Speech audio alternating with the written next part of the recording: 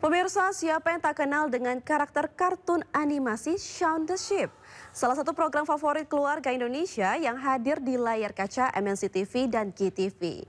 Dan dalam rangka mengisi liburan sekolah, keseruan karakter animasi asal Inggris tersebut bisa Anda saksikan langsung di Grand Galaxy Park, Kota Bekasi.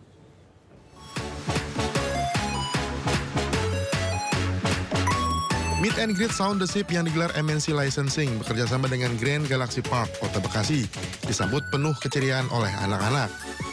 Selain diajak bermain, bernyanyi, dan menari bersama dengan tokoh karakter kartun Shaun the Sheep dan Bitzer, anak-anak juga bisa mengunjungi area bermain tematik, book fair, serta merchandise edisi khusus.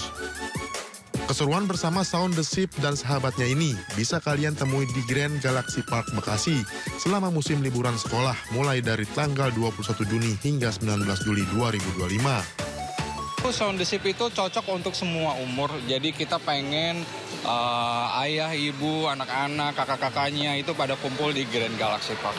Kerjasama dengan Shaun ini menjadi pembuka kita dengan Grand Galaxy Mall untuk karakter-karakter MNC licensing yang lainnya. Karena kita menghandle banyak karakter-karakter lainnya yang bisa menciptakan keseruan, keceriaan di Grand Galaxy Mall ke depannya.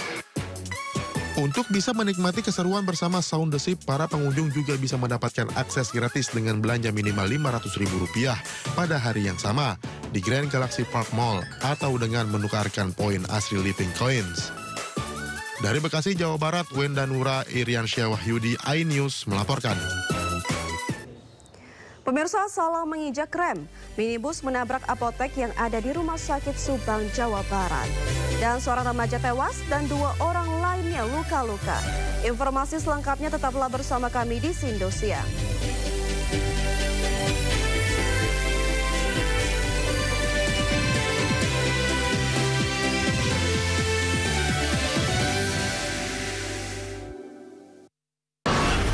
Program berita teraktual prime time Anda. Panglima TNI Jenderal Agus Subianto membatalkan keputusan mutasi Letjen Kunto Arif yang Wibowo melibatkan Hercules hingga mantan Panglima TNI Gatot Nurmantio. Menggali banyak peristiwa dari beragam lokasi. Kedatangan Bill Gates untuk membahas kerjasama dengan Indonesia. Gaduh ijazah palsu milik Joko Widodo terus bergulir. Dapatkan informasi penting di Sindo Prime setiap Senin sampai Jumat jam 7 malam di Sindo News TV.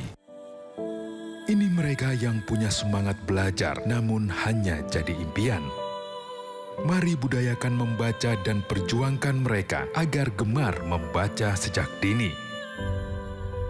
Terus berikan bantuan fasilitas rumah baca agar mereka giat belajar dan semakin pintar. Kami peduli dan melangkah maju agar lebih banyak lagi yang gemar membaca sejak dini. Donasikan bersama MNC Peduli. Bertindak hari ini, berdampak esok hari.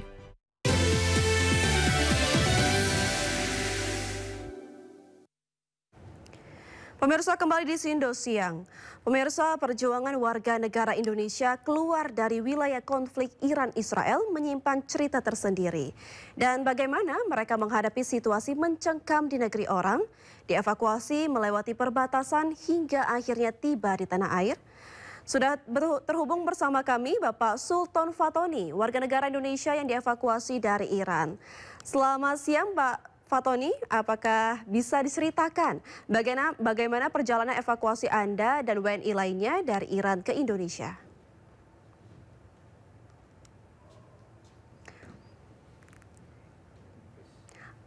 Selamat siang Pak Fatoni, apakah bisa mendengar suara saya dengan jelas?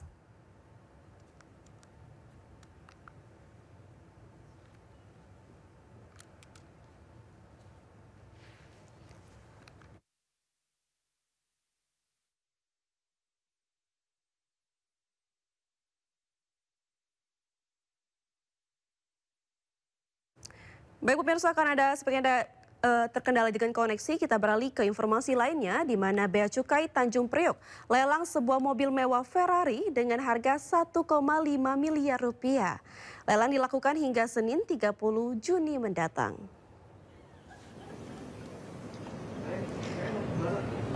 Kantor Pelayanan Utama Bea dan Cukai Tipe A Tanjung Priok menggelar lelang barang yang dinyatakan barang yang menjadi milik negara. Sebuah unit mobil mewah Ferrari tipe 365 GTB4 Competition dilelang mulai dari 1,5 miliar rupiah. Selain mobil mewah, barang unik lainnya yang dilelang pada periode kali ini adalah peralatan dapur hingga aksesoris K-pop.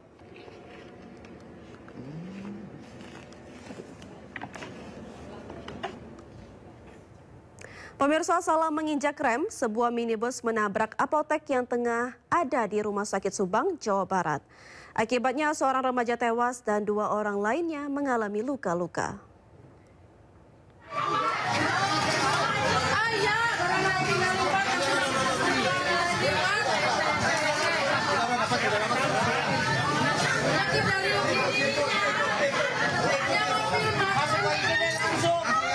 Sebuah minibus menabrak ruangan apotik di Rumah Sakit Pamanukan Media Center.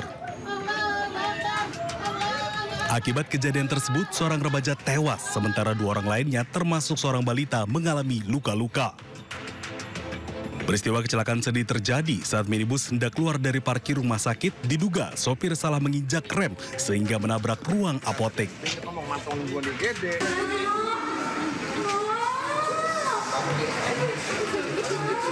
Keluarga pasien panik, isak tangis keluarga pun tak terbendung melihat korban sudah tak bernyawa.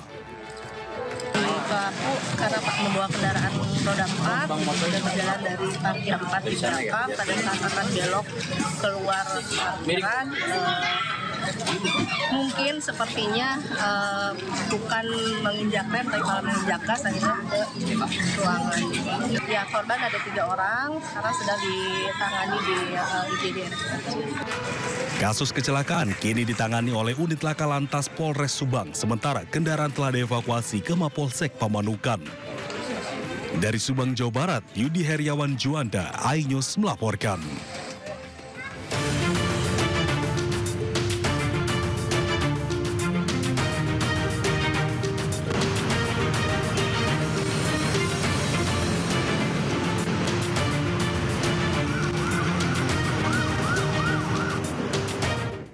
Selanjutnya pemirsa, kami ajak Anda mengetahui pantauan lalu lintas hari ini di sejumlah wilayah melalui pantauan CCTV Korlantas Polri. Kita akan bergabung dengan Brigadir Aniza di studio NTMC Polri. Brigadir Aniza, selamat siang, silakan dengan laporan Anda. Ya, baik, terima kasih Vina dan juga selamat pagi. Maksud kami selamat siang pemirsa. Kami dari NTMC Polri akan mengupdate kondisi arus lalu lintas terkini. Menjelang jam istirahat perkantoran, situasi arus lalu lintas memang sudah mulai terlihat adanya peningkatan volume kendaraan di beberapa titik wilayahnya. Untuk yang pertama kita langsung saja untuk memantau kondisi arus lalu lintas, yaitu di kawasan Jembatan Layang Mampang, Jakarta Selatan.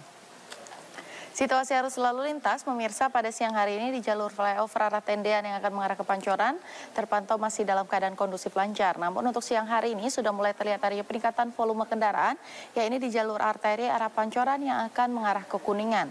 Kami himbau bagi para pengendara untuk tetap berhati-hati serta tetap memperhatikan laju batas kecepatan kendaraan Anda. Dan untuk di jalur tol dalam kota juga arah Pancoran yang akan mengarah ke Kuningan, pada siang hari ini juga terpantau ramai dan kendaraan mulai mengalami ketersendatan. Harap bagi para pengendara untuk tetap waspada dan jaga jarak aman kendaraan Anda serta jaga kecepatan maksimal kendaraan Anda.